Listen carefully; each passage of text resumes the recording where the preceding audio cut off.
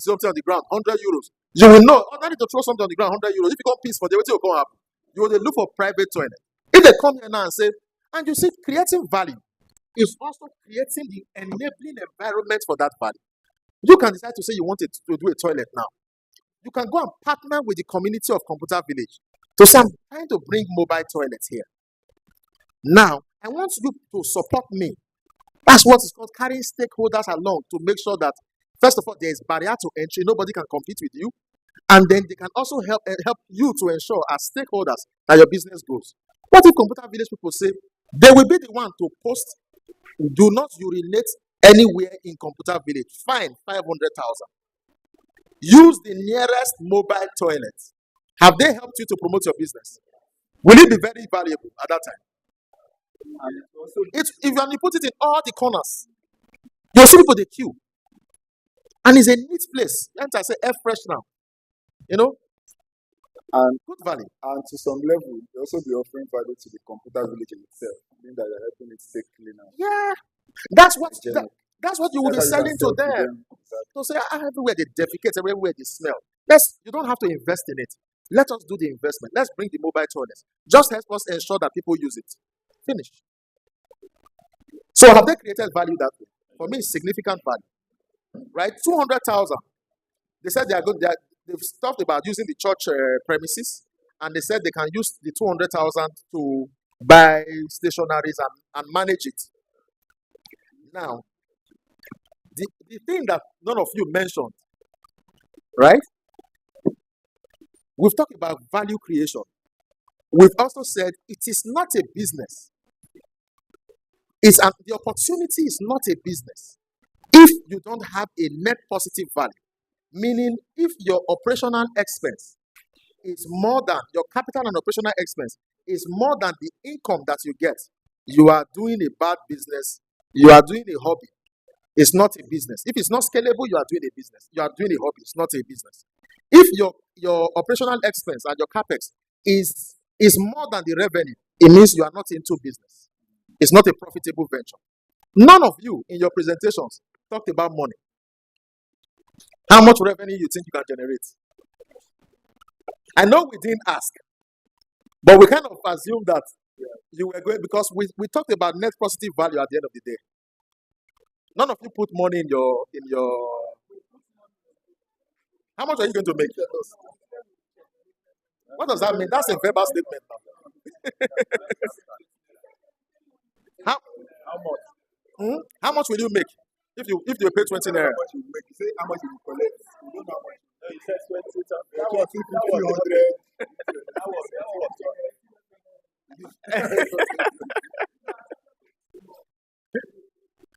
Okay, so like I said, in 15 minutes, we've been able to do this much. So, panel of judges, this exercise that we have, we are going to have a winner, right? The winner, we have 50,000 naira, the winning group. But we are a charitable church, and the winnings of this exercise will ultimately be paid into the church account to support those that are in need. But the winner will have the right to say, we made this money and put it into the church account. Do we agree? Do we agree? All right. Yes. So when we are transferring it, we will say from Church of Christ Ikeja Youth and pay it into the church account. You're welcome. So, panel of judges, what your results? The preacher first. This is team B. This is team A. Okay.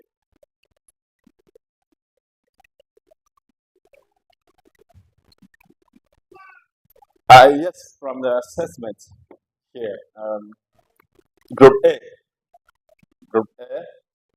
had the idea is called 25%, like 25. The value created 25. The skill set 15. And what they can do with 200 20,000 naira. They have 20. So making a total of 85. That's 85%. 85. 5%. That's for group A. That's for group A. Then group B, the idea daycare. So the idea 25. Very good. A round of applause, they clap. The value created 25. Then the skill set that they have, we'll give them 20. Then what they will do with 200,000 naira, so 20. So making a total of 90%. 90%. A round of applause for group B. And a round of applause for group A. So we get to go to the second judge. I don't get to vote, so I'm just a moderator in this one. I'm just a moderating judge. So Judge Daniel Okon. More than the bribe and say, see, don't be judged now. All right, I'll start from Group B. And just to say, it was an exact same score as the minister had, 55%. Idea creation, 25. Value, 25. The how and then the skill set was a 20. And I think what reduced it for me to the 20, like the minister mentioned, was a setting, not setting as in maybe one of the like a qualification that I can say, okay, this is what I'm going to use to present, to say, maybe to market to parents, to say I am able to do this. And that was what brought it down to 20. And then how we are going to use the 200K, 15%. So that was how we got that to 85%. A round of applause for Group B. 85%. 85%. I don't even know how you spell 85% because, as you know, I'm not a very generous person. Group A, 25% for the idea. I think it's a very viable one. For the value proposition, I give it 15%. A round of applause, please. I give it 15%. Now, for the how,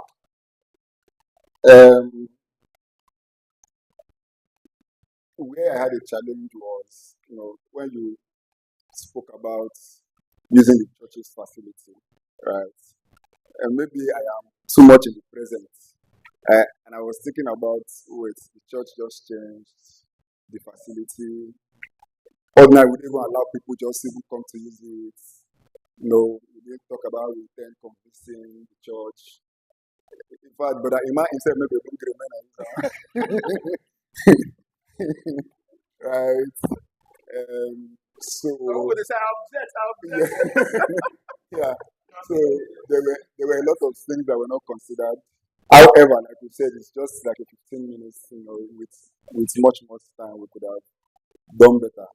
So for the how and the skill set, again, nobody said that I'm a good cleaner. I didn't hear anything about being able to manage or some experience with managing anything. Yes, certified facility or even money. Right. So my question is telling me to add to it, but I did give 10%. it's okay. I did give A 10%. round of applause. Round of applause, please. And then for the management of the 200K, 20%.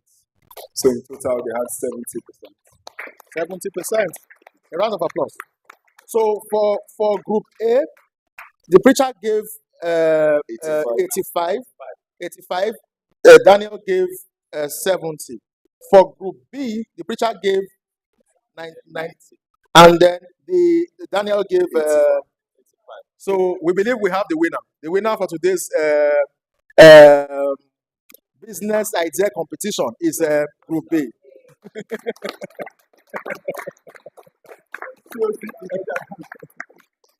All right. So in reality, there are no winners. There are no losers. I personally was fascinated by the idea of the mobile toilet. it didn't, when I heard it, I was shocked. I was waiting to hear how you were going to progress it. I thought he was, only him just came with the idea. But when I realized that it was a group, I was quite impressed with it. You see one thing, then say leverage on your skill set.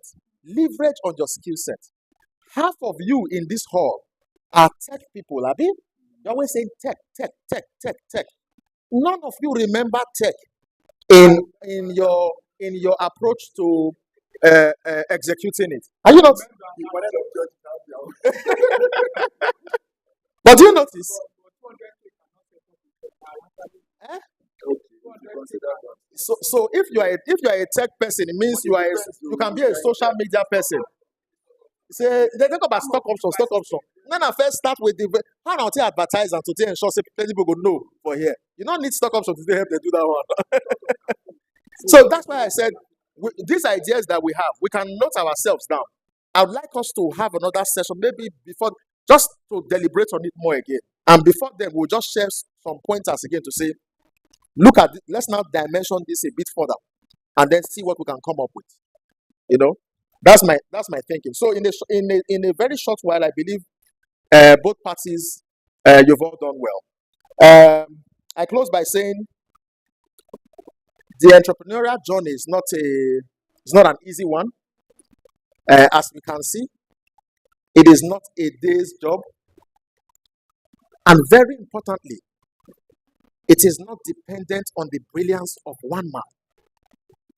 That for you to be able to create an idea and create value in the marketplace of it and sustain it, it does not depend on the skill set of just one person. That you will need collaborators, you will need partners, you will need advisors to be able to test that your idea, and so that at the end of the day, it will be that you are not wasting time and effort, that you're actually creating value that is profitable. So I close on that. Thank you very much. Thank you very much, sir. Thank you, everybody, for being here and for being attentive. Quick one, because we are in lost for time about if that's the word to say. Do we have any questions? I already have one. Do we have any questions? But our Cosmos, down Chibuzo, has a question. Okay, I was thinking the teacher was going to look for a mobile toilet to use, but all right. So, Bro Cosmos, please ask your question. I'm sure the teacher is listening. All right. Thank you very much for your lesson. So my question is, I basically just want to get your thoughts on this. I've been pondering about this for a while, and I just thought to bring it up. So if you look at this, the situation in if you go to filling station, sometimes you see that they have fuel and they hoard it, waiting for when it will be scarce. Sometimes some people refuse to sell until when the price has everybody is like they'll just bring it out and start making money. Now I was looking at that. Most times it's kind of bad because it put people in some kind of unfavorable condition. Now looking at that scenario, there's this form of a business that is more common in the north, not because of the vast land. So they go into agriculture. So in time of plenty, they my people do it. I know a lot of people who do it. They buy maybe like bag of beans, maize, and all that, and store it. We call it storage there. Like many of it, they don't sell it. They wait till when its season has passed. Then when the demand is now, you now bring it out and sell. So the question I'm asking, applying, looking at these two scenarios, like what do you have to say? Is it right in its sense? Because if they are to bring out all those good, those the food stuff, the beans and maize, it's my guess, but because the demand of it will be so much, and because they have plenty there, but they store it, waiting for the time that it's the price has gone high, then they bring it out. That's why you see it transport it down to the west and stuff like that and sell that stuff. So what's your thought basically on that? And I have a second question. Should I just go ahead? Let me take it. So After today, I want you guys to go and research what is called NPV, means net present value of money, right? What's the value of 2,000 naira in the value of 2,000 naira today in 4 years? What's the value of 2,000 naira today in 4 years? If I invested 2,000 naira today to give me a revenue in 4 years, right? Or I put the money in the bank and I leave it there for 4 years, what's the value between both investments? You see, note that one down so you understand what we call NPV, net present value. Business is a strategy. If I carry petrol, I buy it. I am the owner of the filling station. And I say, I want to capitalize on scarcity. It's a business model for me. So when people are selling every day, I don't go through the hassle of selling the petrol every day, running operational costs. I wait till everybody doesn't have any more, and I bring it out and sell. You can question morality, that people are suffering, or why are you not selling? But by the time I kept my own inside the tank and left it, nobody was calling me to say, brother, why are you not making money? So it's a business strategy. If you don't like it, go somewhere else. It's business. It's not sentimental. So we have to be able to dissociate what we call sentiment, perceived moral, and from what is called good business strategy. Right? There's a difference between, oh, somebody is very sick. He goes to the hospital, and the hospital says, they're very sick, Abi. If you not give me 1 million naira now, I know we'll take you this injection. Whereas that injection at 20,000 naira. There is an ethical part of it. But nothing tells me that I cannot put petrol on the ground and store it and sell it in 6 months' time in 5 times the value. Maybe if by the time I add inflation to it, by the time I'm selling it 5 times the value, I think I'm making profit. If I had put the money in the bank for it to use interest in 6 months' time, it would probably be the same. That's why I say go and calculate what NPV is. Do you understand? So there's no, as far as I'm concerned, there's no ethical issue there. And it's just a business strategy as far as I'm concerned. No sentiments. Thank you for that clarification.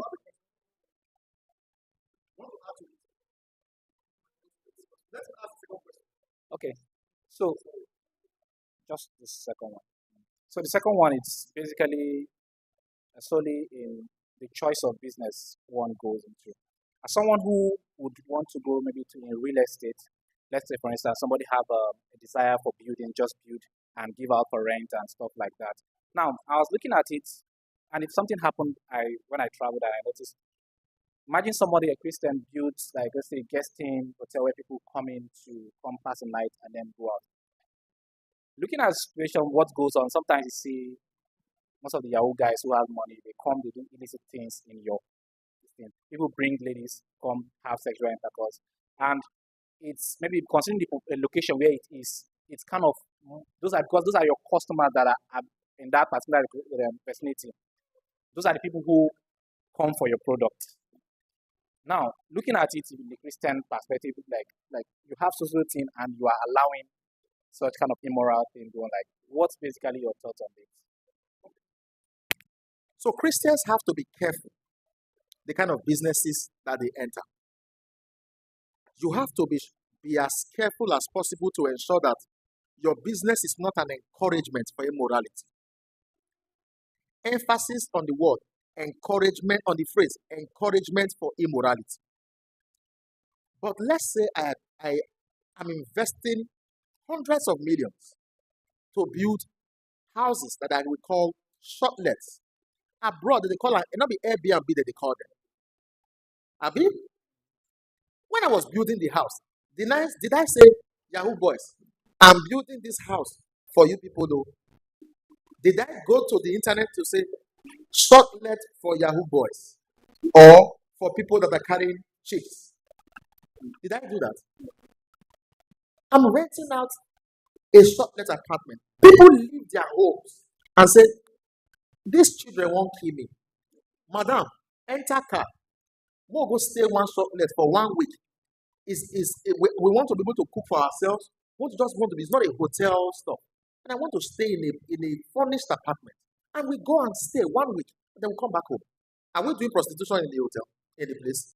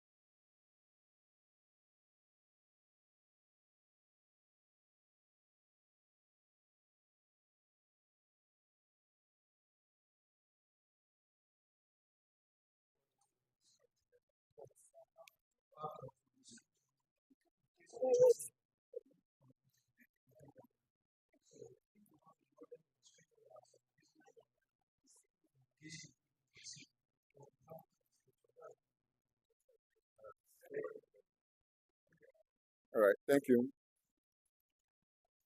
Thank you very much. I also have a question. All right.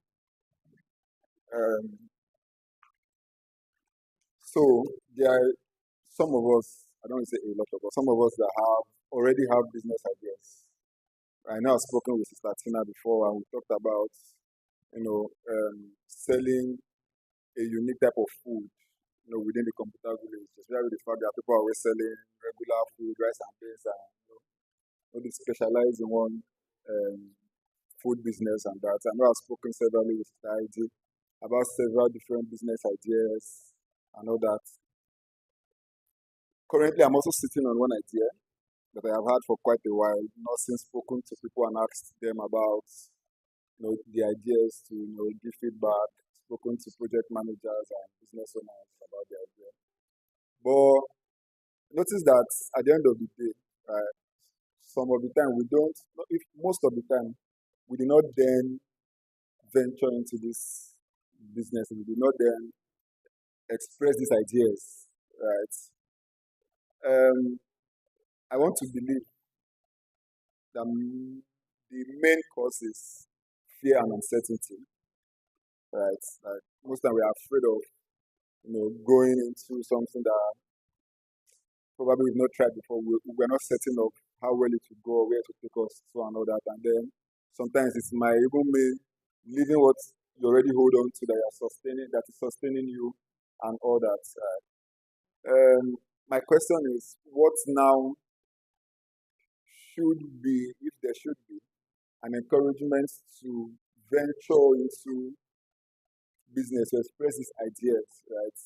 Especially when you have, in the case when you might have to maybe leave what you are doing currently, or maybe not leave it, maybe like withdraw from it and not make much from it as you already do, right? Or even risk being sacked if you are working for somebody, right? So what's the encouragement?